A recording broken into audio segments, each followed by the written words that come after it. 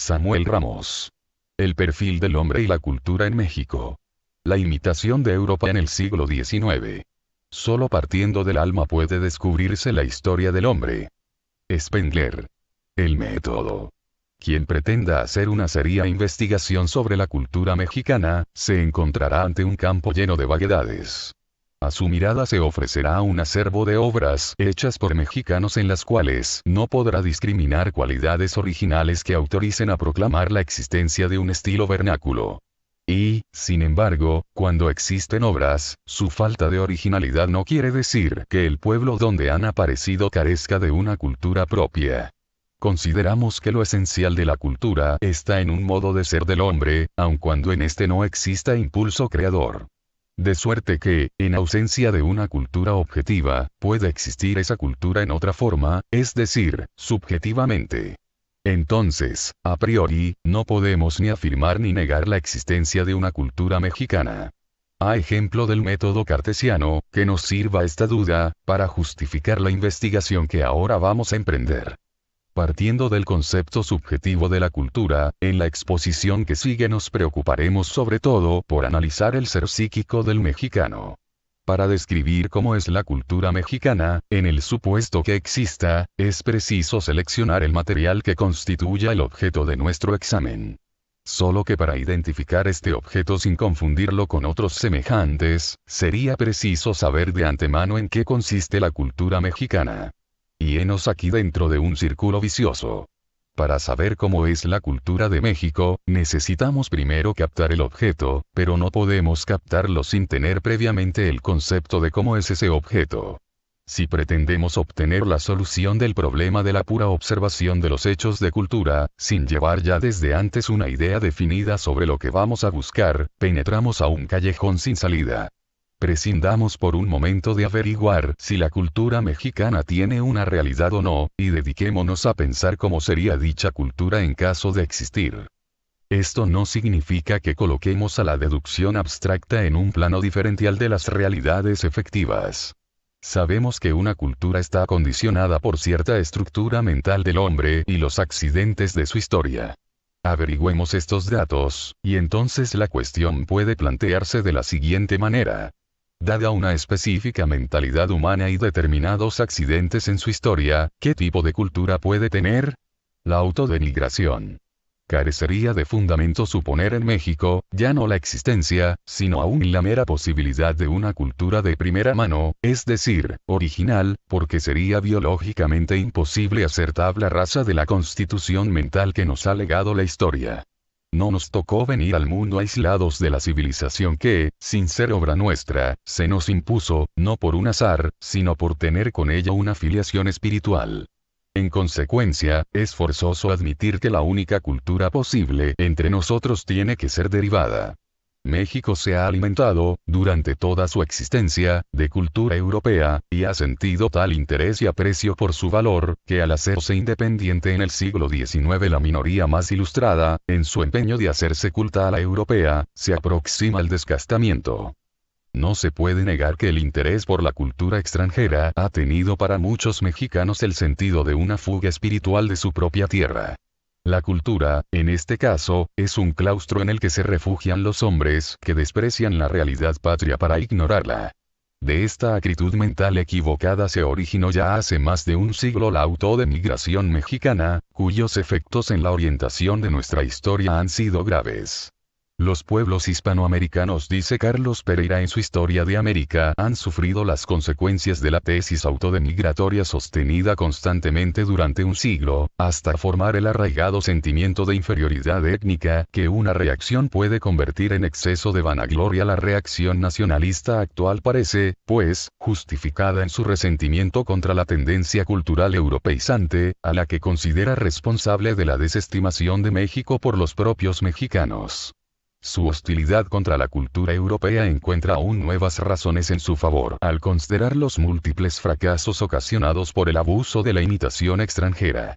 La imitación. La opinión popular no ha sido justa al condenar a la cultura como culpable de muchos fracasos nacionales. Importa dilucidar claramente esta cuestión, porque también el desprecio de la cultura puede acarrear tan serias consecuencias como el desprecio de la realidad mexicana. Los fracasos de la cultura en nuestro país no han dependido de una deficiencia de ella misma, sino de un vicio en el sistema con que se ha aplicado. Tal sistema vicioso es la imitación que se ha practicado universalmente en México por más de un siglo. Los mexicanos han imitado mucho tiempo, sin darse cuenta de que estaban imitando. Creían, de buena fe, estar incorporando la civilización al país. El mimetismo ha sido un fenómeno inconsciente, que descubre un carácter peculiar de la psicología mestiza. No es la vanidad de aparentar una cultura lo que ha determinado la imitación. A lo que se ha tendido inconscientemente es a ocultar no solo de la mirada ajena, sino aún de la propia, la incultura. Para que algo tienda a imitarse, es preciso creer que vale la pena de ser imitado. Así que no se explicaría nuestro mimetismo si no hubiera cierta comprensión del valor de la cultura. Pero apenas se revela este valor a la conciencia mexicana, la realidad ambiente, por un juicio de comparación, resulta despreciada, y el individuo experimenta un sentimiento de inferioridad. Entonces la imitación aparece como un mecanismo psicológico de defensa, que, al crear una apariencia de cultura, nos libera de aquel sentimiento deprimente. Ocurre en este momento hacer una pregunta. ¿Por qué, si el individuo es capaz de comprender la cultura y la considera un valor deseable, no la adquiere de modo auténtico? Es que la verdadera asimilación de la cultura demanda un esfuerzo continuo y sosegado. Y como el espíritu del mexicano está alterado por el sentimiento de inferioridad, y además su vida externa, en el siglo XIX, está a merced de la anarquía y la guerra civil, no es posible ni el sosiego ni la continuidad en el esfuerzo. Lo que hay que hacerlo pronto, antes de que un nuevo desorden venga a interrumpir la labor. Y por otra parte, la conducta ya no obedece a la reflexión, sino que cede al impulso apremiante de curar un malestar interno. La cultura desde este momento pierde su significado espiritual y solo interesa como una droga excitante para aliviar la penosa depresión íntima. Usada con este fin terapéutico, la cultura auténtica puede ser suplida por su imagen. Esta teoría del mimetismo mexicano demuestra que no proviene de la vanidad, puesto que el vanidoso busca el efecto de sus apariencias en los extraños, mientras que el mexicano explota él mismo el efecto de su imitación. Ejemplos de este mimetismo los hay en todos los órdenes de la cultura, pero los más claros se encuentran en la obra constitucional mexicana del siglo XIX. En este terreno es en donde mejor podemos apreciar la trascendencia efectiva que la imitación ha tenido en la historia de México. Por eso vale la pena recordar aquí algunos de los casos más típicos. Se sabe que el modelo de las constituciones que se sucedieron en nuestro país durante la pasada centuria, fue tomado de los Estados Unidos. El primer texto de la Constitución americana que se conoció en México, al decir de Carlos Pereira, fue una mala traducción traída por un dentista. Cuando después de la caída del imperio se suscitó en México el conflicto entre federalismo y centralismo, Fray Servando Teresa y Mier decía, en un fogoso discurso, que se cortaba el pescuezo si alguno de sus oyentes sabía qué casta de animal era una república federada. Esta frase da una idea cabal de la inconsciencia con que entonces se empezaron a copiar las instituciones políticas modernas.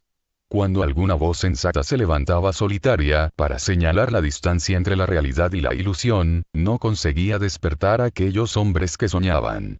Por ejemplo, el padre Mier combatía el federalismo con estas razones.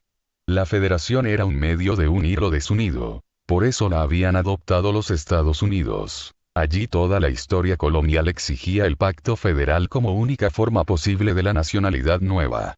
Aquí era desunir lo unido, cuando todo urgía para ser más compacta, más coherente a la flamante nación mexicana, cuya población diseminada en un territorio inmenso, si requería una acción administrativa hasta cierto punto descentralizada, exigía, en cambio, una acción política que acelerase el movimiento de cohesión y reprimiese las tendencias centrífugas de las comarcas extremas. Por uno de los azares que tan a menudo ocurren en la historia de México, la idea centralista se tornó sinónimo de reaccionario.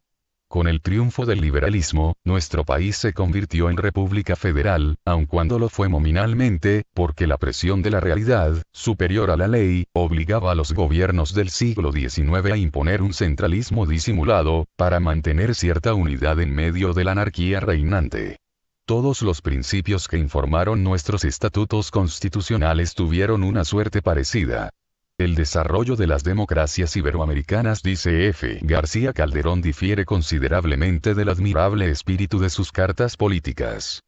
Estas contienen todos los principios de gobiernos aplicadas por las grandes naciones europeas, armonía de poderes, representativas. Pero la realidad contradice el idealismo de estos estatutos importadas de Europa.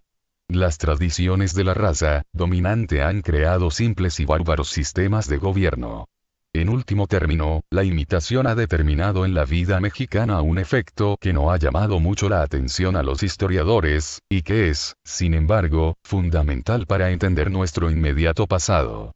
Consiste en el desdoblamiento de nuestra vida en dos planos separados, uno real y otro ficticio. Tal disparidad solo es advertida por quien observa los hechos con la perspectiva del tiempo, mas para los hombres que estañan en ellos, no existía ninguna diferencia entre la realidad y la ficción. Por ejemplo, cuando es promulgada una constitución, la realidad política tiene que ser apreciada a través de aquella, pero como no coincide con sus preceptos, aparece siempre como inconstitucional. El lector debe hacerse cargo bien de qué queremos decir. Si la vida se desenvuelve en dos sentidos distintos, por un lado la ley y por otro la realidad, esta íntima será siempre ilegal. Y cuando en medio de esta situación abunda el espíritu de rebeldía ciega, dispuesta a estallar con el menor pretexto, nos explicamos la serie interminable de revoluciones que hacen de nuestra historia en el siglo XIX un círculo vicioso.